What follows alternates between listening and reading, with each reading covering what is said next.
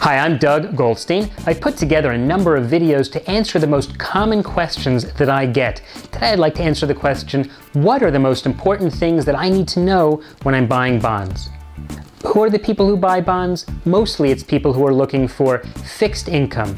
Maybe they're retired, or maybe they're even before retired, but they want an investment where they put their money in and they know on a periodic basis they're going to get income from that investment. The big risk that people talk about with bonds, of course, is default. What happens if the issuer of the bond goes out of business?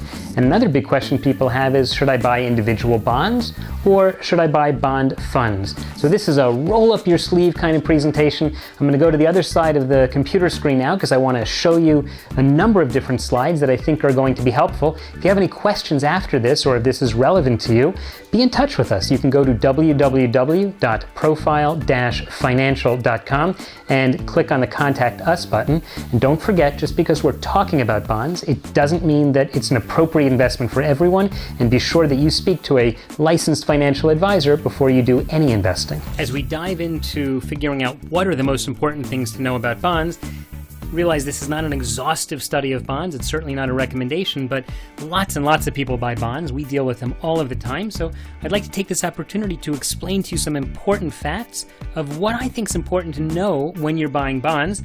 And if it leads to any questions about your own portfolio, get in touch. The reason that people buy fixed income often is they're just looking for current income. Fixed income, by the way, is the general term for bonds. Maybe someone's retired and he needs to replace his salary, so he'll buy bonds. It's nice to use bonds for diversification because if you have a lot of stocks or real estate or other types of investments, it's another asset class that you can use. And they could help you sleep at night. Why? Because there's a certain type of guarantee with a bond, which means that the issuer of the bond is guaranteeing to pay you back the principal. A bond is really just a loan and someone owes you the money. But why do I write maybe sleep well at night? Because, of course, the guarantee is only as good as the guarantor. And if the bond defaults or the company defaults, you could lose money also. So a bond is just an interest-bearing security. It obligates the issuer to pay you the money. Simply put, you're lending money to a company or to a government. They owe you the money and they pay you interest, normally on a regular basis. One of the reasons people like bonds is because they're at the head of the line if the company has a problem. The secured lenders, meaning that there's something going on, there's some asset which is securing the loan, or even unsecured lenders, get paid before the subordinated debt holders or the preferred stockholders or the common stockholders. Who buys bonds? Bonds are a huge trillion dollar market. Insurance companies buy them, mutual funds buy them, foreign investors buy trillions of dollars of bonds, pension funds buy them, banks buy bonds for their own portfolios, and individuals buy bonds as well. When you look at a bond, amongst the most important things you're going to look at are the interest rate that it pays. So, for example, you may buy a $1,000 bond and it pays a 4% interest. So that's relevant information to you. You'll look at the yield to maturity, which means that let's say you buy a bond that's going to pay you back $1,000 at the end, but if you pay more or less than $1,000, so even though it pays you, let's say, like a moment ago we said a 4% bond, if you're paying more or less for the bond, your actual total return is not going to be 4%, it'll be more or less than 4%. So yield to maturity, a lot of people like to refer to as the bottom line. What am I making? And you'll look at the price of the bond and the maturity. How long is it until I'm going to get my money back? And of course, the credit quality. Is it a really good company that's issuing the bond? Or can I trust the government to pay me back? Or is it from some banana republic and they're going to borrow my money and I'll never see it again? Different bonds have different types of interest rate. There's fixed rate, which is probably the most standard one that I see. People buy bonds because they want to get a fixed, predictable income stream. There are floating rate bonds where as the name suggests, the amount of interest you get will change from time to time depending on certain factors. And there are bonds that are called zero coupon bonds. They don't pay you any interest along the way. It just all builds up inside the bond and compounds inside the bond. And at the end, you get it all. So you might pay $700 today and get back $1,000 at the end, And why are you not collecting interest? Is because all that interest is building up inside the bond. That would be called a zero coupon bond. One of the things we mentioned before is the maturity date. A lot of times, longer-term bonds will pay you a higher interest rate, so it makes them sound more attractive. But the one thing you have to be aware of is that bond prices and interest rates in the world usually move inversely. They move opposite. Let's say you bought a 3% bond today, because that's what the market yields. Let's say it pays 3%. And then in a couple of years, interest rates go up to 7%. Do you think people would want to buy your 3% bond? Well, the answer is no. That's why this chart is showing you, this picture shows you that as interest rates move up, bond prices move down. Also, it's more exaggerated the longer term you own a bond. So if you own a 30-year bond that pays 3% and interest rates go up, that bond's going to drop a lot more than, let's say, a 2-year bond would drop. It's very important to realize that long-term bonds actually have a lot of risk involved in them simply because of possible changes in interest rate, which can really sway the price. So don't get attracted just because of the high interest rate. I'm not saying don't buy long-term bonds, I just want you to be aware of that risk. This is some of the general rule of thumb. Short-term bonds, maybe 1, 2, 3, 5 years. Intermediate bonds, 5 to 12 years. Long-term bonds, 12 years or more. And here's a chart of the credit quality. Sometimes people say, I only want to buy AAA rated bonds. Well, that's great. The problem is AAA rated bonds usually have the lowest interest rate. Of course, if you want to get medium grade rated bonds or non-investment grade rated bonds, you know what they're also called? They're called junk bonds. Anything below BBB minus is often called a junk bond. It's not that you shouldn't invest in it. Again, I'm not giving suggestions here, but I want you to realize it's a much greater risk. It's very, very speculative to do this kind of thing. So there's always going to be a trade-off between the amount of risk and the amount of yield that you get, and you can look at a chart like this to determine where you'd be the most comfortable. And of course, you can diversify and have some of this and some of that. People often buy U.S. government securities. They're super safe, backed by the full faith and credit of the U.S. government. Of course, if you sell them before maturity, you could get back less than you paid. If you buy them and hold on to them, that's where the safety comes in. It's a huge market. People like the liquidity of treasuries, unlike other bond markets which are less liquid. And the liquidity here matters because it's possible you might actually buy a bond and not even be able to sell it, or if you do sell it, you'll get really bad pricing because no one wants to buy it. That's the result of being in an illiquid market. U.S. government securities, there's all sorts of different types. There are all sorts of maturities. There are tax benefits if you live in the United States. Those tax benefits don't necessarily apply if you live outside the United States, so be sure to check with an accountant. I don't give tax advice. I'm not an accountant. I'm an investment advisor, so be sure you check with your own tax professional before making any tax moves.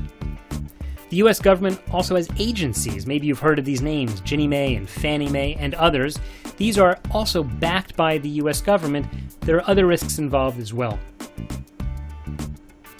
Corporate bonds, also large market, generally liquid, not as liquid as treasuries, and depending on the bond itself or the company that issues it, it could be not liquid at all.